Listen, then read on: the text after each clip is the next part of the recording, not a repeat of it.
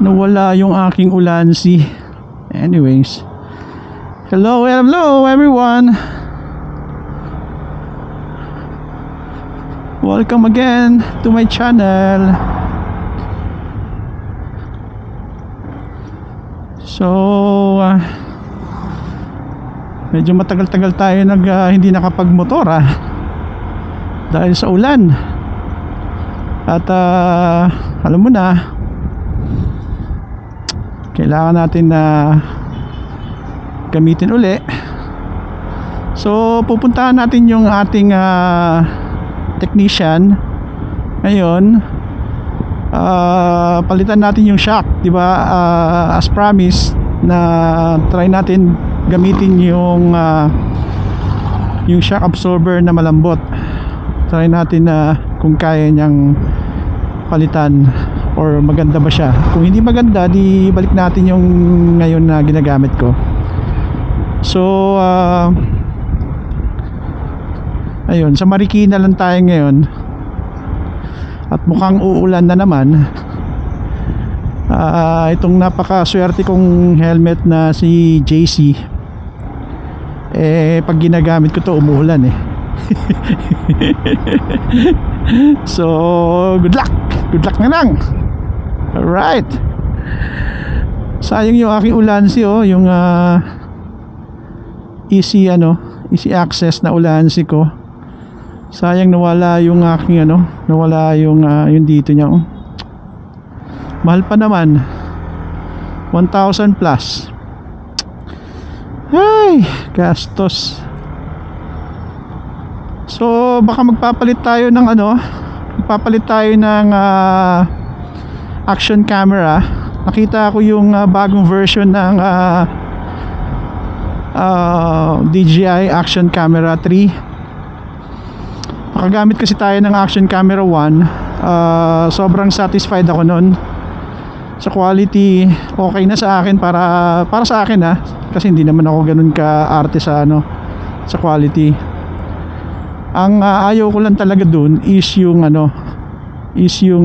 wideness dun sa DJI 1. Now ngayon lumabas nga yung finally nakinig yung DJI sa tao na maglabas sila na medyo wide na lens. So wide siya, so mas malawak, kagaya nito, malawak. So ayun, baka I might sell my Insta360 1R for 21k. Never ko ginagamit kasi ang ginagamit ko ngayon is laging itong RS na version, yung magandang version. So yun ang gamit ko lagi. Ito gamit ko ngayon, yung RS. Same lang naman sila quality ng 1R. Ang different lang talaga nilang dalawa is yung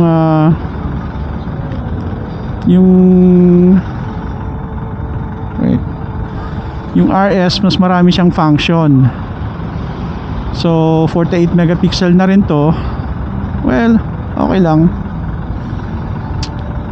So ayun, minsan pag-usapan natin yung mga action camera na pwede nyong bilhin, kasi para hindi kayo magsisi. Kasi ako, naranasan ko na mag GoPro 360 Max, tapos Insta360 1R tsaka RS.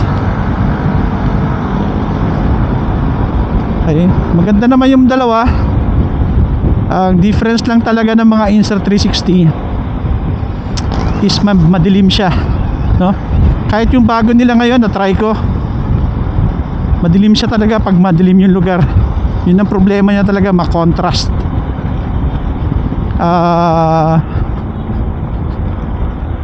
Yun ang laging problema ng Insta pag madilim yung scenario or yung lugar na pupuntahan mo. Kaya kung madilim yung lugar, ang technique dyan, either mag 2K o mag 4K ka para mas maganda resolution. Pero kung mag 1080p ka lang, pangit. Pangit talaga. So ayun, so hindi rin ako masyado na engganyo dun sa Insta360 na bago X3. Mas okay sa akin ng ano talaga, ang DJI. Kasi isipin mo ha, ang lens na ginagamit dyan, yung lens ng mga drones nila. So expect na mas maganda yung output ng video, kasi maganda yung mga video nila eh. So ayun, yun lang. And baka ibenta ko yung 1R. So kung sino interested, 21k, never ko ginamit yung 360 na lens. Never, brand new yung 360 na lens. Kasi ito namang interchangeable naman sila ng RS. So same lang yung quality na ilalagay nila pag ano, yung sa lens nya. So okay lang. So ang ibibigay ko sa 1R yung lens ng RS, which is same lang sila ng 1R, yung 360. Never ko ginamit, naka plastic pa yon. So good as new yung lens na yon.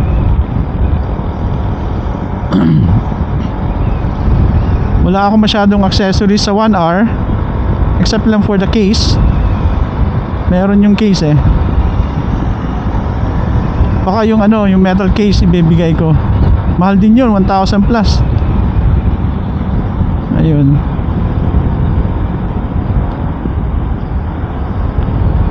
So let's see kung pag dumating yung ano DJI na camera, i-ano natin, yun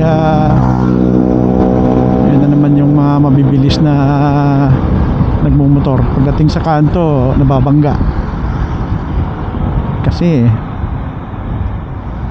So yun ang gagawin natin, yun ang gusto kong bilhin kasi maganda talaga. Tapos yung sabi nila yung heat resistance mas matagal na, diba? So yun din ang napansin ko dun sa DJI Part 1 action camera.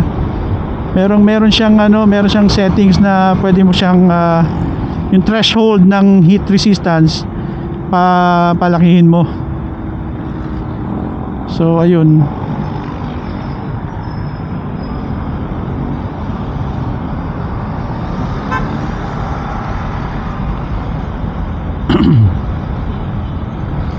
Masarap talaga magmotor, no? Ewan ko lang ba, nasasarapan ako. Yun lang. So ayun, sana hindi sila busy dito ngayon. Tapos papaayos ko rin yung ano, yung fairings na inayos nung dating ano, yung mekaniko ng Fairview. Medyo hindi maayos pagkalagay eh, tabingi. Ay nako, no comment na ako sa Fairview. Maayos naman sila doon, customer service nila okay naman. Yun nga lang, yung tao siguro ang problema.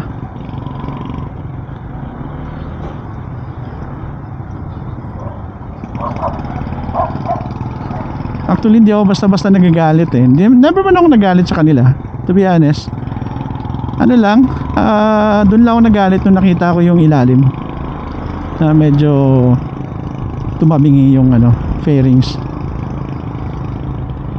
So nandito na tayo sa mga pogi. Ay nako, busy sila.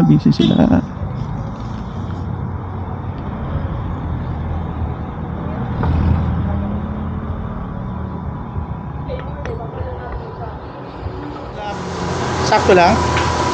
Pareho sila?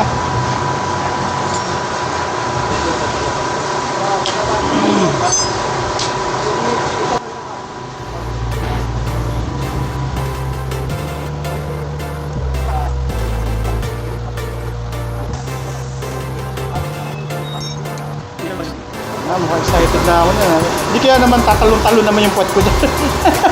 Hindi, pwede nyo ibaba. Pwede ibaba. Pag binaba mo siya, parang Baka ano, i-adjust, yung adjustment niya. Okay. wala naman ito kay Indoy.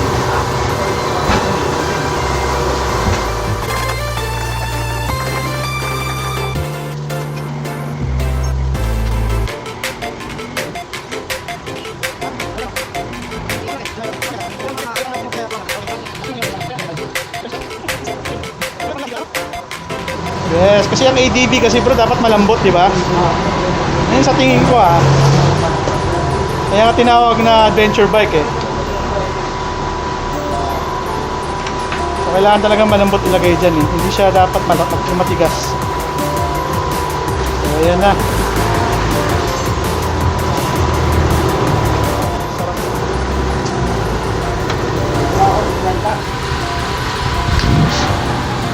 So ito yung bago. Ito yung dati. Bigat. Tsaka sa weight no, mag-difference din, no? Mas mabigat, mas magaan to, oh. Mas mabigat to, ah.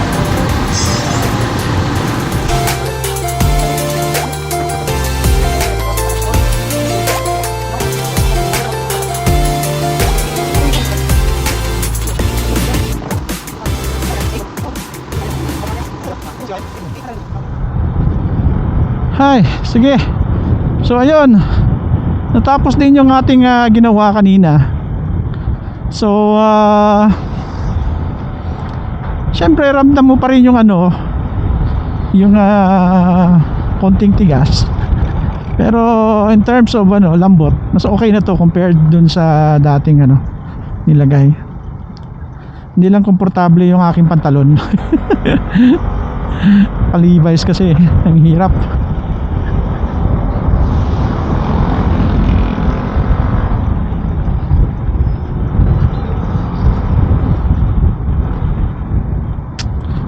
So ayun, isa lang